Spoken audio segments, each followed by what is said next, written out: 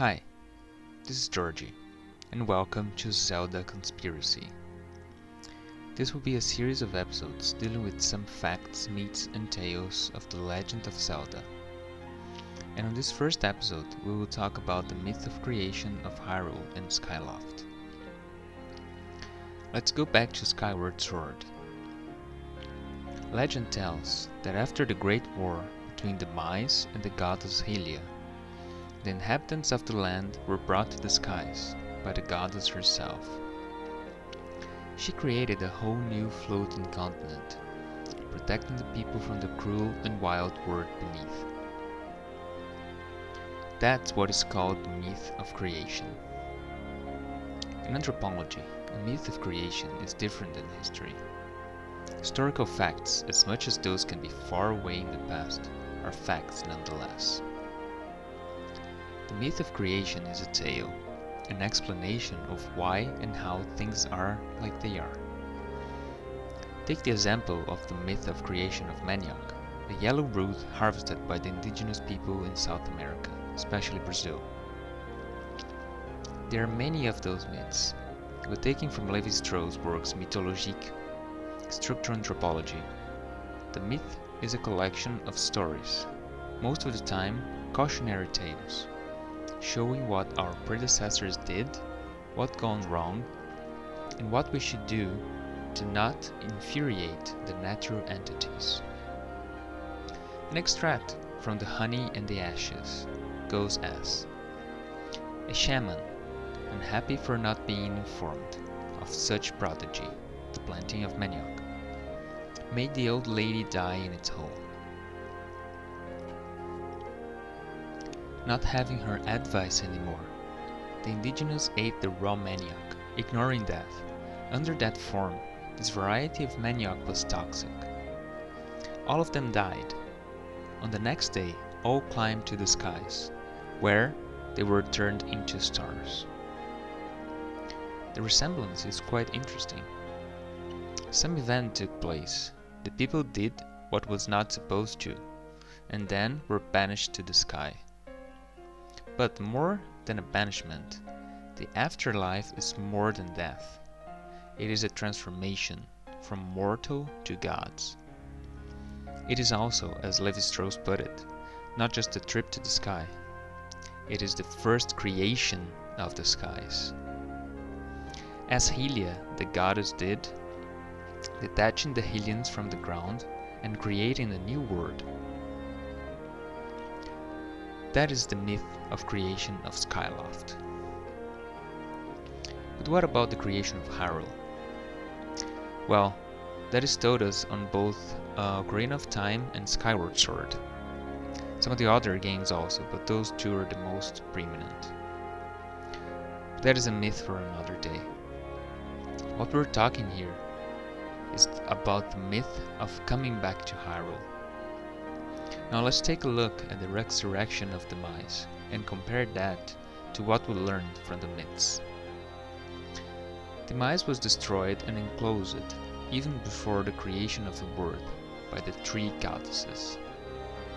After the creation of Skyloft, Hylia protected the city in the sky and separated from the world below, where Hylians and the Triforce were hidden from evil. The Hylians then have always looked down with as a myth. Many inhabitants of Skyloft tell Link that there is nothing down, just emptiness, and the only thing that actually exists are the isles in the sky, and everything else is a myth. However, myths commonly come from real events, told as a cautionary tale.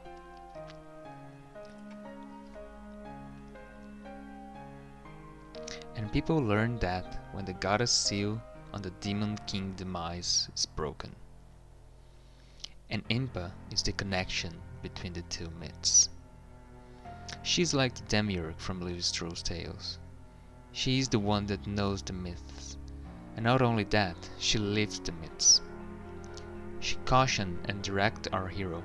She protects and knows the goddess, even though she herself does not know.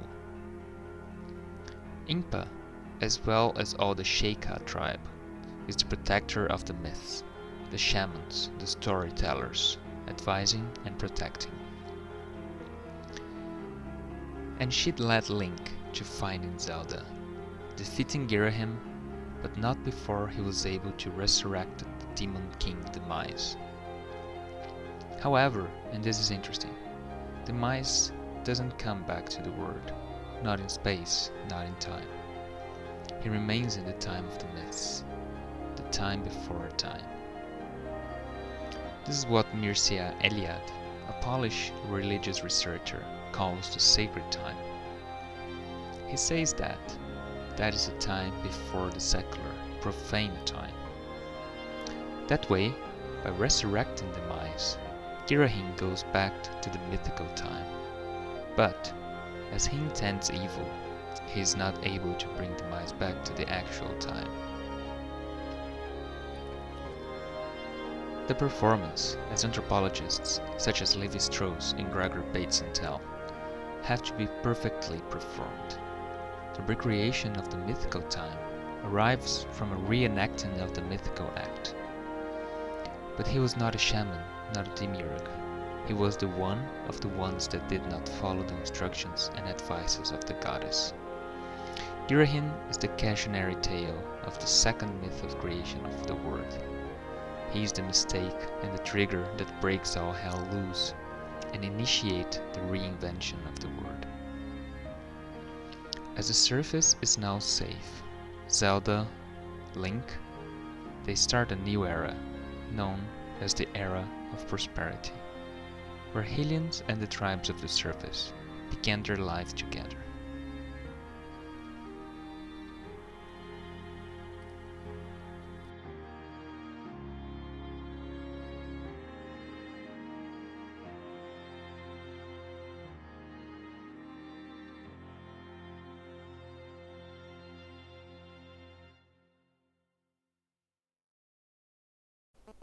Hey guys, thanks for watching this first episode of the Zelda Conspiracy. It was its first, the first episode talking about the myth of creation of Skyloft, and I hope you guys have enjoyed, and I hope you guys want to check my next chapters of it. It will be not chronologically, but you just have some takes on like mysterious things on the Zelda canon and everything.